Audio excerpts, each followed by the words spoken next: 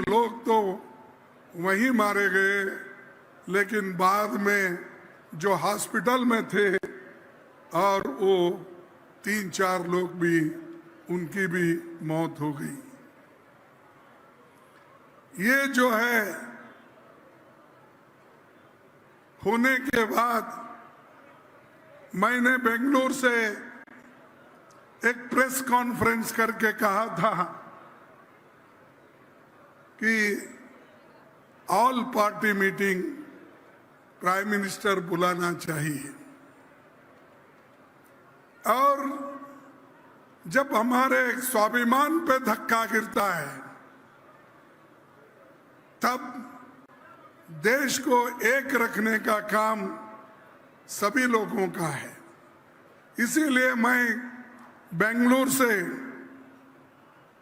एक press conference में कहा कि प्रधानमंत्री ये सबको बुलाए और उनकी बात सुने, आगे हमको क्या करना है ये भी वो कहें।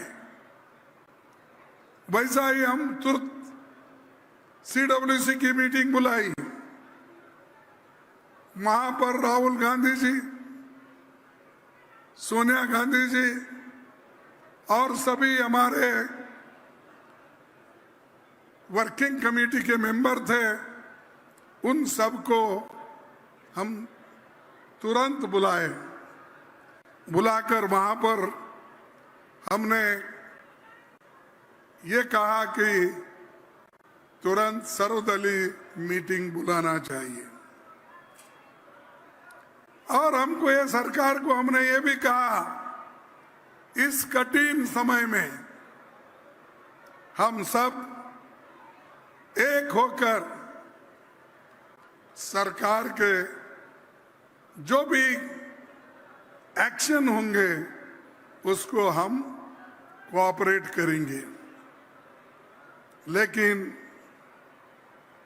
हमारी ये देश की बदकिस्मती है, सब पार्टी के लोग आए लेकिन उस मीटिंग में मोदी जी नहीं आए। यह शर्म की बात है।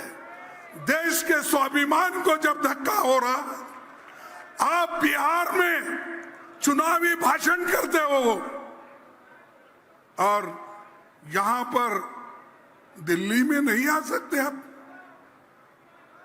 क्या दिल्ली दूर है आपको बिहार से? बात तो बड़े बड़े करते हो, मेरी 56 इंच छाती है, मेरी वो है, ये है, मैं वो लड़ूंगा, घर में घुसूंगा। अरे बाबा, कम से कम बिहार से उस दिन आकर हमारे मीटिंग में बैठते तो सबको मालूम होता था कि आपकी प्लानिंग क्या है, आप क्या करने वाले हैं, हमारे से क्या मदद चाहते हैं। हम तो मदद खुले आम सभी पार्टी के लोग दे रहे, इसके बावजूद भी आपने कभी उधर नजर डालने की कोशिश नहीं की। ये ऐसा ये बीजेपी और प्रधानमंत्री का ये एटीट्यूड है। और हमारे तरफ से जाकर राहुल गांधी जी भी श्रीनगर में जाकर लोगों से मिले, घायलों से मिले, बातचीत किए। लेकिन मोदी साहब ऐसे मीटिंग में नहीं आते और बड़े बड़े बात करते हैं। इसीलिए मैं इस वक्त ज्यादा उनको टोकना नहीं चाहता, लेकिन आप दिमाग में रखिए, सबसे बड़ा देश है, उसके बाद पार्टी होगी, धर्म होगा, सबसे देश बड़ा है। देश के लिए सब लोग एक होना चाहिए, क्योंकि इस देश की आजादी तो आप ला नहीं सके, लड़ नहीं सके, आप कोई खून बहा नहीं सके। ये कांग्रेस ने लड़ के, सूली पे चढ़ के लाखों लोग अपना खून, घर बर्बाद करके, विद्यार्थी जीवन छोड़ के देश को आजादी दिलाए। तुम आज बैठे हो, क्यों बैठे हो, कैसा बैठे हो? इस देश का संविधान डॉक्टर बाबा साहब अम्बेडकर ने बनाया, उसी लिए एक मामूली सा आदमी भी, चाय बेचने वाला भी इस देश का प्रधानमंत्री बन सकता है। और मेरा जैसा आदमी जो एक मिल वर्कर का बेटा है, वो अपोजिशन लीडर बन सकता है, वो कांग्रेस प्रेसिडेंट बन सकता है। तो ये चीजें आप मत भूलिए। अगर देश बचा, संविधान रही, तो ही आप लोग प्राइम मिनिस्टर बनेंगे, होम मिनिस्टर बनेंगे, फलाना बनेंगे। मैं आरएसएस वालों को भी यही कहना चाहता हूं, भाइयों, तुम जो नाच रहे हो, हर शहर में करोड़ों रुपए की जायदाद बना रहे हो, कहां से बनाए भाई? किधर से आया आपको? इतने संस्थाएं तुमने बनाए, हर संस्था को बिल्डिंग, हर जगह बड़े बड़े करोड़ों रुपए के बिल्डिंग, हजारों एकड़ जमीन आपने ली, कहां से आ गए? और दूसरा, या कोई पार्टी का फंक्शन होता है, जब हमारा फंक्शन छत्तीसगढ़ में हुआ, वहां पर आप लोगों ने हमारे कार्यकर्ताओं पर धार डाला। जब हमारा फंक्शन अहमदाबाद में हुआ, तब आप नेशनल हेराल्ड के ऊपर केस करके सोनिया गांधी जी और राहुल गांधी जी के ऊपर चार्जशीट डालते हो। जब जब कांग्रेस बढ़ती है, तब तब ये लोग उसको दबाने की कोशिश करते हैं। हम ऐसा दबने वाले लोग नहीं हैं।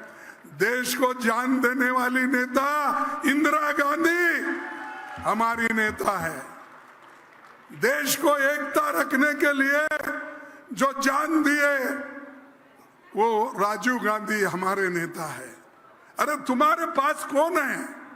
देश के लिए तो आप कुछ नहीं करे, आजादी हासिल करने में तुम्हारा कोई हाथ नहीं है, लेकिन सब दोष कांग्रेस को देते। सुबह उठे शाम तक कांग्रेस को अगर गालियां नहीं देंगे, उन आरएसएस और बीजेपी प्राइम मिनिस्टर को नींद ही नहीं आती। भगवान का नाम कम लेते रोज उठ के, लेकिन हमारा नाम तो जरूर लेंगे कांग्रेस को गालियां देने का। तो ऐसे लोग हैं, इसलिए आपको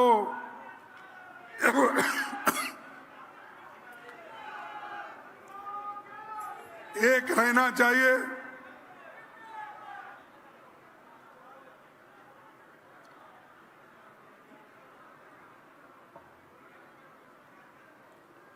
इतने लोग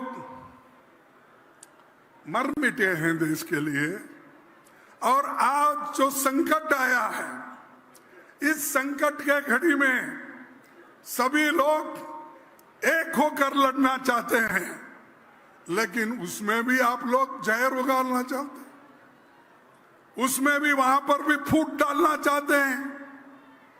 आप देखिए उनके यूट्यूब के ऊपर उनके स्पोक्स पर्सन क्या बोलते हैं। उनका काम यही है, हम देश की बात करते हैं तो उन्होंने देश में फूट डालने की बात करते हैं। हम एकता की बात करते हैं, हम जोड़ने की बात करते हैं, तो वो तोड़ने की बात करते हैं, और ऊपर से हमको बदनाम करने की कोशिश करते हैं। देखिए कांग्रेस वालों ने क्या किया भाई? तुम रोज उठ के सोनिया गांधी जी को, राहुल गांधी जी को, इंदिरा गांधी जी को, जवाहरलाल नेहरू जी को, सबको गालियां देते हैं। क्या कोई अभी जब हमारे मित्र गहलोत ने कहा क्या कोई गांधी फैमिली में इस 89 से लेकर अब तक कितने साल हो गए? 30 साल के ऊपर। क्या कोई उनके फैमिली में प्राइम मिनिस्टर बना? कोई डिप्टी प्राइम मिनिस्टर बना? कोई कैबिनेट मिनिस्टर बना? उनके फैमिली से कोई कुछ नहीं बना, फिर भी रोज उठ के बम मारते मारते मारते बैठते ही। शंखनाद बोलते ना आपके पास, वैसा शंखनाद करते थे।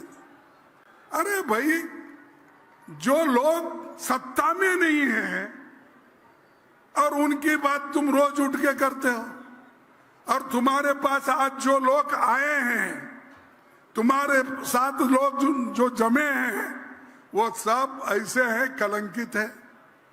तुम्ही ने उनके ऊपर ईडी केस डाला, तुम्ही ने उनके ऊपर सीबीआई का केस डाला, तुम्ही ने उनके ऊपर सीवीसी का दावा लगाया, सब कुछ तुमने करा, और वही लोगों को लेके अपनी गवर्नमेंट चला रहे हो।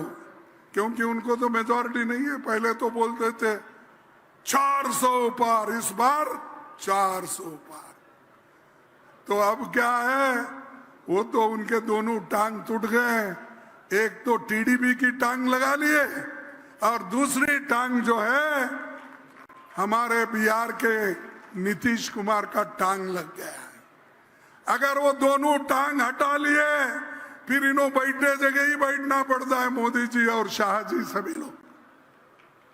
ये सोचो, ये डेमोक्रेसी है। 300 पार, 400 पार बोल के अहंकार में अगर आप आएंगे, इस देश की जनता आपको मुंह तोड़ जवाब देंगी, आप कहीं के नहीं रहेंगे। सबसे श्रेष्ठ इस देश में संविधान है। संविधान के तहत ही हमारी डेमोक्रेसी चलती है। इसीलिए भाइयों, 140 करोड़ लोग आज एक होकर पाकिस्तान को जवाब देने के लिए तैयार है। लेकिन आप कितना इसमें आगे बढ़ेंगे, यह हमको देखना है। और दूसरी चीज, आप हर एक के ऊपर सवाल मत उठाओ। मैं देखा एक पेपर में, एक बीजेपी के मिनिस्टर ने कहा, हमारे देश में 140 करोड़ लोग हैं, लेकिन उनमें देशभक्ति की कमी है। कौन कहा मालूम है? अरे पीयूष गोयल ने कहा, अरे 140 करोड़ जनता को वो चैलेंज कर रहे हैं कि तुम्हारे पास देशभक्ति की कमी है। देशभक्ति की कमी हमारे पास है, तो क्या इंदिरा जी अपनी जान देती थी? क्या राजीव गांधी अपना जान देते थे? आजादी के लिए लड़ने वाले महात्मा गांधी जी के सीने में गोलियां खाई, वो किसने मारा? मैं उनका नाम नहीं बोलना चाहता हूं, तुमको सबको मालूम है। और ये लोग हम पे दब्बा लगा रहे, टीका कर रहे हैं। तो हमको होशियार रहना चाहिए।